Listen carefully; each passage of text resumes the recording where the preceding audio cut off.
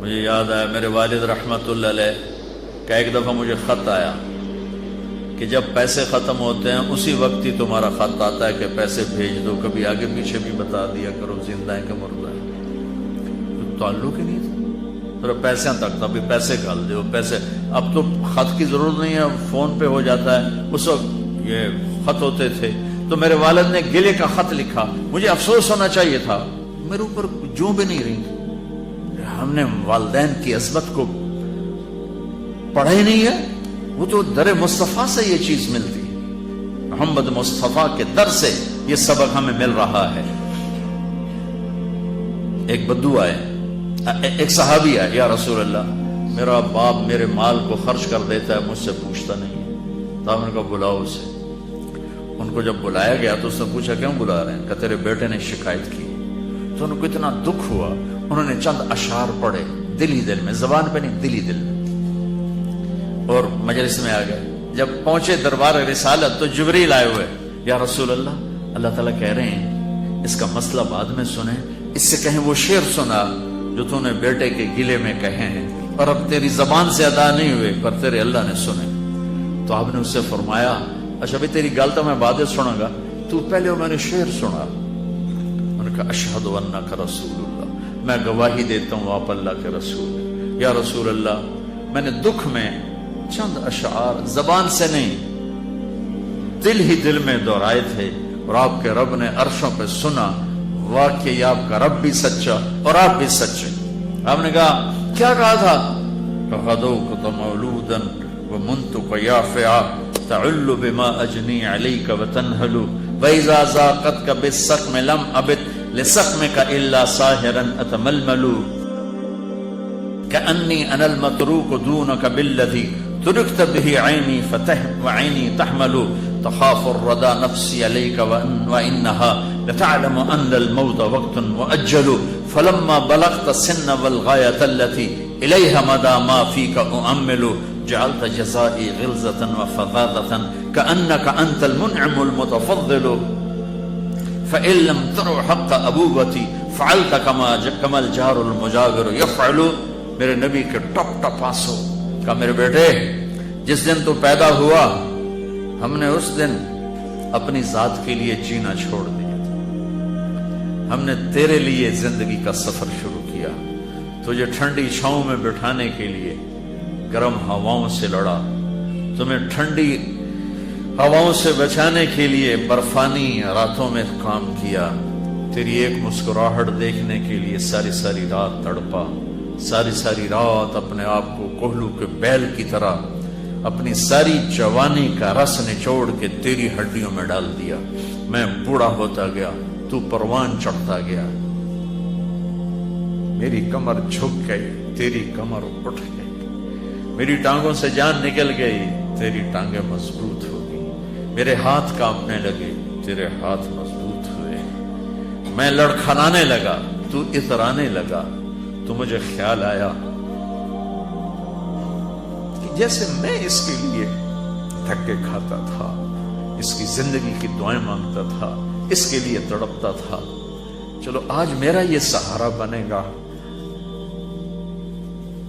لیکن جب تجھ میں جوانی کی لہر دوڑی اور مجھے بڑھاپے نے کھا لیا، جب جوانی میں تجھ میں رنگ بھرا اور بڑھاپے نے میرے رنگ چھین لیے، جب جوانی نے تجھے سیدھا کیا بڑھاپے نے مجھے ٹیڑھا کر دیا، کمر جھکا دی، تو ایک دم تو مجھے ایسے گھور کے دیکھنے لگا، تیری آنکھیں ماتھے پہ چڑھ گئیں اور تو مجھے یوں دیکھنے لگا جیسے میں نوکر ہوں، تو باپ، تو مالک۔ تو میں نے اپنی 30 سالہ زندگی کو جھٹلا دیا کہ ہاں میں باپ نہیں ہوں، میں نوکر ہوں، یہ میرا سردار ہے، اگر یہ بیٹا ہوتا تو یوں تو نہ کرتا۔ اس نے میری راتوں کے تڑپنے کو بھلایا، میرے گرمی سردی سے لڑنے کو بھلایا، کولو کے بیل کی طرح میرے چکر کاٹنے کو بھلایا، اپنی خوشیوں کو دفن کر دیا اپنے سینے میں، قبرستان بنا دیا اپنے سینے کو، اپنی خواہشات کا اور اپنی خوشیوں کا اور آج تو مجھ سے ایسے بات کرتا ہے جیسے میں نوکر ہوں اور تو میرا آقا ہے. اچھا میرے بیٹے، میں نوکر صحیح، تو سب، پر میں تیرا پڑوسی. تو بندہ پڑوسی سے پوچھ ہی لیتا ہے کیا حال ہے، کوئی ضرورت تو نہیں، اتنا ہی پوچھ لیتے. دیکھو میں آج رو رہا ہوں، یہ بڑے دردناک اشعار ہیں. میری اردو میں اتنی وسعت نہیں ہے کہ میں ان اشعار کا درد سمجھ سکوں اردو کے الفاظ میں، لیکن اتنا بتاتا ہوں کہ میرے نبی روتے روتے ہچکی لگی، اتنا روئے. آپ نے اس بچے کے گریبان کو یہاں سے پکڑ کر دفع ہو جا، میری نظروں سے دور ہو جا. انت و مالک لابی، تیرا سب کچھ تیرے باپ کا ہے. یہی باپ آج تمہارے ہاتھوں ذلیل ہو رہے ہیں، یہی باپ آج تمہاری آنکھوں کو. ایک بچہ اپنے باپ سے کہہ رہا تھا، میں بھی بیٹھا تھا، تو آج تک میرے واسطے کی کیتا ہے. بہت پرانی بات ہے لیکن میں اب رو رہا ہوں. اس کے باپ کا دکھی چہرہ میری آنکھوں کے سامنے آ گیا، تو آج تک میرے واسطے کی کیتا ہے. اور آگے باپ کہہ رہا تھا، اچھا میرا پتر، اچھا میرا پتر، تہاڈا بھی ویلا آ ہی جاوے. اچھا میرا پتر، تہاڈا بھی ویلا، یعنی آگے تیرے بیٹے بھی ایک دن آئیں گے، پھر تجھ سے کہیں گے تو آج میرے واسطے کی کیتا. بدبخت، تیرے لیے تو تیرا باپ پس کے رہ گیا، اور تو کہتا ہے تو آج تک میرے واسطے بنایا کی، تو آج تک میرے واسطے کیتا کی. پاکستان کو نیا بنانا ہے تو حکومتوں سے نیا نہیں بنے گا، یہ میرے آپ کے اپنے آپ کو بدلنے سے نیا بنے گا. پاکستان کو مدینے کی فلاحی ریاست قانون سے نہیں بنایا جا سکتا.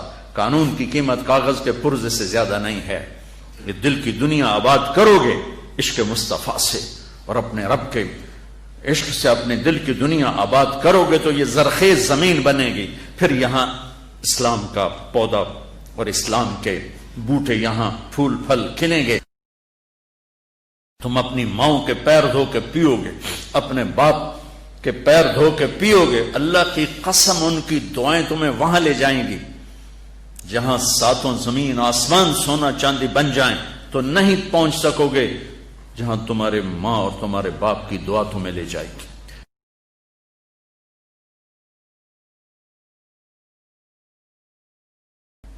سیکھو بچوں، زندگی سیکھو. ڈاکٹر ہو کہ کیسے زندگی گزارنی ہے، خامند ہو بیوی ہو تو زندگی کیسے گزارنی ہے.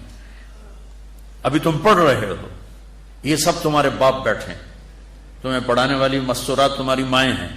تمہارے استاد ماں اور باپ کا مقام رکھتے ہیں. جن والدین نے جنا وہ بھی ہمارے لیے، اور جو ہمیں پڑھا. مولا علی عالم الناس فی العالم، میرے نبی کے بعد سب سے زیادہ علم والے، اور کہتے ہیں جو مجھے ایک حرف پڑھا دے میں اس کو نوکر ہوں. لفظ نہیں کہا، لفظ نہیں کہا، ایک حرف. اور حرف کے ساتھ شریعت کو نہیں جوڑا، شریعت کا ایک حرف پڑھا دے. کہ ایک حرف چاہے دین کی علم کا چاہے دنیا کے علم کا پڑھا دے، میں نوکر ہوں، جہاں مرضی چاہے بیچ. تو اپنے استادوں کو ماں کا مقام، باپ کا مقام دو، ماں کا مقام دو، عزت دو. اس سے اللہ تمہیں وہ علم دے گا جو کسی کو بھی نہیں ملے گا. نماز کا اہتمام کرو. آپس میں جوان ہو، لڑے ہوئے ہو گئے، کسی نہ کسی سے تمہارا بائیکاٹ ہوگا تو میری گزارش ہے یہاں سے اٹھ کر صلح کر لینا. اللہ کو پسند نہیں ہے کہ آپس میں لڑے ہوئے ہوں اور بول چال بند ہو. کوئی زیادتی کرے معاف کرنا سیکھو، تم سے زیادتی ہو جائے معافی مانگنا سیکھو. یہ میرے نبی کی عظیم و شان سنت ہے، معاف کرنا. 21 سال قتل کرنے والوں کو آپ نے کہا جاؤ معاف کیا. مکے والے ایک جگہ آپ لیٹے ہوئے تھے، ایک بدو آیا، اس کا نام تھا غورس. آپ کی تلوار لٹکی تھی، یوں اٹھائی اور آپ کو پسلی میں ماری. یہاں آپ اٹھ کے بیٹھ گئے تو اس نے تلوار سیدھی کر دی. کہا کون بچائے گا؟ تو آپ نے مسکرا کے کہا اللہ. تو تلوار اس کے ہاتھ سے چھوٹ گئی. تو آپ نے اٹھا کے سیدھی کر لی. تجھے کون بچائے گا؟ کہنے لگا میں تو ہی بچاؤں. تو آپ نے کہا کلمہ پڑھتے ہو؟ کہنے لگا نہیں. آپ نے کہا جاؤ معاف کی، جاؤ معاف کی.